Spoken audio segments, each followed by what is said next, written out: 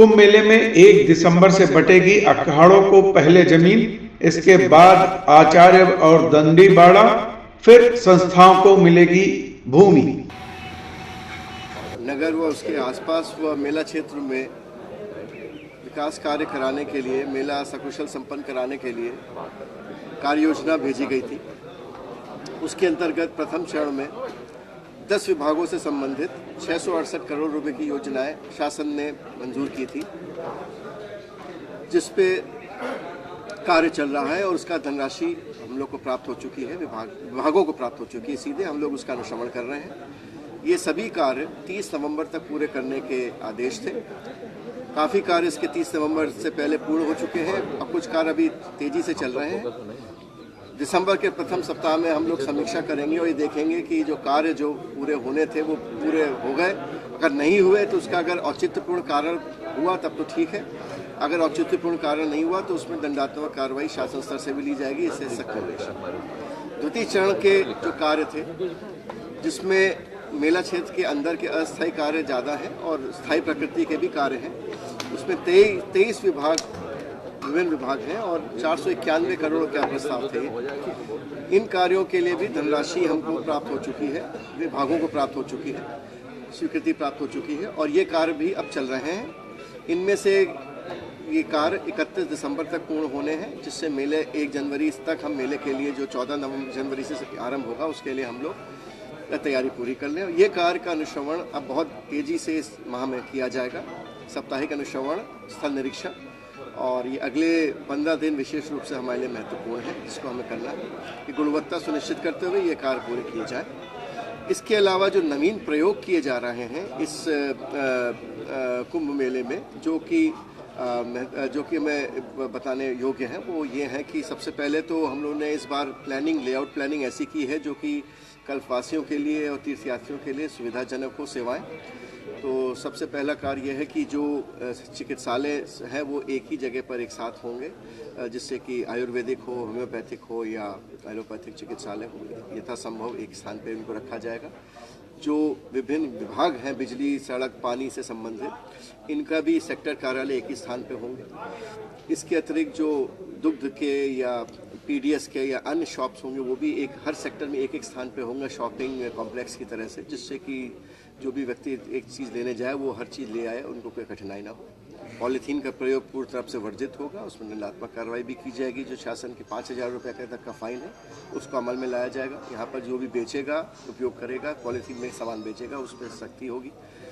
इसके अतिरिक्त गंगा को पोल्यूशन से बचाने के लिए और गंगा को प्रदूषण बचाने के लिए जो उपाय हैं वो विभिन्न प्रकार के पोस्टर्स और बैनर्स पे हम लोग प्रदर्शित करेंगे और उसको अनाउंसमेंट्स भी करेंगे हर स्थान पे। शिकायतों के निराकरण के लिए 3 स्तरीय व्यवस्था की गई है, जिसमें शिकायतें आप टेलीफोन से, जो तीर्थयात्री हैं, कल्पवासी हैं या अन्य लोग हैं, वो टेलीफोन से सेक्टर कार्यालय में दी जा सकती है, सेक्टर कार्यालय पहुंच के दी जा सकती है, या एक सेंट्रलाइज कंट्रोल रूम, उसका एक नंबर प्रदर्शित होगा, उस पर दी जाएगी और उसका 1 घंटे में उसको अटेंड करके और जितने जल्दी हो सके उसका निराकरण जो है उपभोक्ता या शिकायतकर्ता की संतुष्टि से सेवा देने के हिसाब से किया जाएगा। ऐसी व्यवस्था हम लोग को दी जा रही है, शासन के भी निर्देश हैं। और इसके अतिरिक्त जो हमारे जो विभिन्न सेवा देने वाले कर्मचारी होंगे विभिन्न विभागों के, उनको पृथक पृथक तरीके से हम लोग एक एप्रन देंगे, जिससे वो पहन के जब घूमेंगे तो ये पता रहेगा कि कौन से विभाग का कौन सा कलर का एप्रन है, जिससे उनको सीधे सीधे आइडेंटिफाई कर सकें और उनको आइडेंटिफाई करने के पश्चात जो है उनको उनसे हम जानकारी ले सकें और कार्य करा सकें। ये मुख्य जो हमारे इनोवेशंस हैं। इसके अतिरिक्त हम लोग टेक्नोलॉजी का बहुत प्रयोग कर रहे हैं, जो हम लोग पारदर्शिता सुनिश्चित करने के लिए जो भी हम लोग ज़मीन आवंटन करेंगे और जो भी सुविधाएं देंगे उनको सब हम लोग इस बार की वेबसाइट पर डाल के जिससे सबको जानकारी रहे और फिर जो सुविधाएं दी जाएंगी और जो अन्य विभाग जो कार्य करा रहे हैं उसका 100% भौतिक सत्यापन सेक्टर के लेवल पे, जो हम उसको सेक्टर को हम एक तरह से तहसील के उप जिलाधिकारी स्तर पर रखते हुए उसमें हम उप जिलाधिकारी या तहसीलदार, खंड विकास अधिकारी और विभागीय अधिकारी की जॉइंट टीम से 100% वेरिफिकेशन कराएंगे कि ये वास्तव में सुविधा उपलब्ध हुई या नहीं हुई, और नहीं दी, और जब दी हो तभी संबंधित विभाग द्वारा उसका भुगतान कराया जाएगा। मेला प्रशासन ऐसी व्यवस्था करा रहा है। और इससे पारदर्शिता बढ़ेगी, अपव्यय की गुंजाइश कम होगी और साथ ही साथ मेले में जो है तीर्थयात्री हैं उनको जो वो चाहते हैं उनको वो हम लोग प्रयास करेंगे मिले और ये मेला सकुशल संपन्न हो। इसके अतिरिक्त एक चीज़ जो मैं बताना भूल गया वो ये था कि मेले क्षेत्र में चिकित्सा विभाग को दायित्व दिया गया है कि वह वहाँ पर मक्खी और अन्य प्रकार के गंदगी से बिल्कुल उसको दूर किया जाए, प्रिवेंट किया जाए। उसके लिए भी उन्होंने एक व्यवस्था बनाई है जिससे कि मक्खी को जो उपजने की जो स्थिति है, एक तो उन्होंने आउट्स पूरे जो मेले के सराउंडिंग का जो पूरा एरिया है उसमें वो प्रयास कर रहे हैं कि वहाँ पर ये सब उनके प्रजनन ना हो सके और मेला क्षेत्र में भी वो रेगुलरली एक्शन लेते रहेंगे जिससे कि वहाँ मक्खी ना आए, क्योंकि मक्खियों से ही जो है एकदम से हर तरह की बीमारी उठती है। तो उसके लिए भी उन्होंने एक विशेष व्यवस्था की है।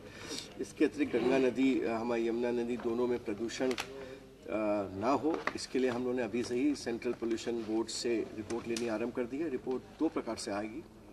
पहली रिपोर्ट आएगी कि नदी में कितना प्रदूषण है और वो इस योग्य है कि नहीं, नहाने योग्य है कि नहीं, उसकी हम लोग समीक्षा कर रहे हैं। इसके अतिरिक्त जो हमारे सीवेज ट्रीटमेंट प्लांट्स जो बने हैं और जो पहले से बने हैं और जो बनने वाले हैं उनमें ट्रीटमेंट सीवेज ट्रीटमेंट से पहले किस श्रेणी का है और ट्रीटमेंट होने के बाद वो किस श्रेणी में नदी में जा रहा है, इसकी समीक्षा होगी जिससे सुनिश्चित हो जाएगा कि गंगा नदी के या यमुना नदी जी के अंदर कोई भी ट्रीटेड पानी मानक के अनुसार ही जाए, उससे खराब ना जाए। इसके अतिरिक्त मुख्य सचिव के स्तर पे जो 600 इंडस्ट्रीज आइडेंटिफाई की गई हैं अपस्ट्रीम, उन पे प्रॉपरली सीवेज ट्रीटमेंट प्लांट चलें, इसकी अब समीक्षा कड़ाई आरंभ हो रही है। नदी में अतिरिक्त जल का जो कार्य योजना सिंचाई विभाग ने बनाई थी उसके बारे में भी अब वो समय आ गया कि उसका भी अनुश्रवण होगा। ये जो तीन चीज़ें हैं, शहर का सीवर ना जाए, पानी सफिशेंट जो है क्वांटिटी में हमको मिल जाए स्नान से पहले, और जो इंडस्ट्री अपस्ट्रीम जो गंदा करती हैं उसको वो चीज़ रुक जाए। ये तीनों स्ट्रैटेजी पे अब हम लोग तेज़ी से काम करेंगे जिससे कि जल जो है हम स्नान योग्य जरूर हो जाए। एक और कार्य योजना गृह विभाग ने अनुमोदित की है कि जो लावारिस शव चले आते हैं पशु के और इंसानों के, उनमें दायित्व निर्धारित कर दिया गया है चिकित्सा विभाग का, पुलिस विभाग का और सबका, कि किस प्रकार से इन शवों को निस्तारित किया जाना है और किसी भी दशा में उसको नदी में बहते नहीं दिया जाएगा। और अगर ऐसा पाया गया कोई शव कहीं पकड़ा गया तो उसमें जो उत्तरदायी लोग होंगे उनके खिलाफ कार्रवाई के भी उनकी रिस्पॉन्सिबिलिटी फिक्स की जाएगी, जिससे इस तरह का जो एक बहुत ही खराब साइट होता है कि शव चले आ रहा है उसी में हम लोग नहा रहे हैं, सब श्रद्धालु नहा रहे हैं, वो चीज़ भी बिल्कुल रुक जाएगी, प्रिवेंट कीजिएगी। इसकी भी कार्य योजना तैयार कर ली गई।